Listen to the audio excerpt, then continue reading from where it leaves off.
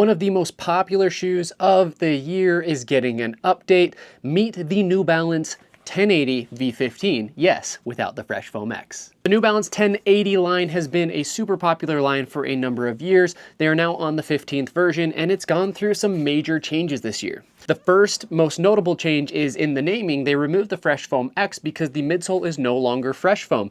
Instead, we have the new Infineon foam.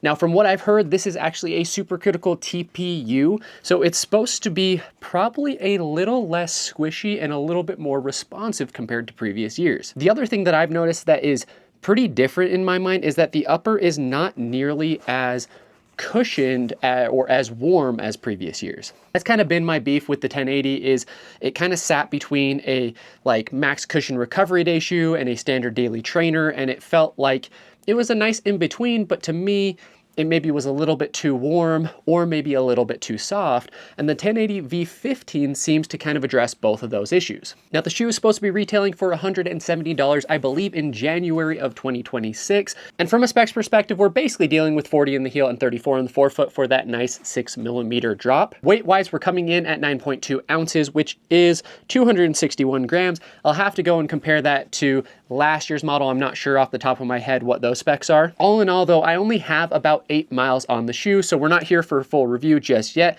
But in those 8 miles, I have felt that the foam is a little bit more resilient, a little bit less squishy, which for me is an upgrade.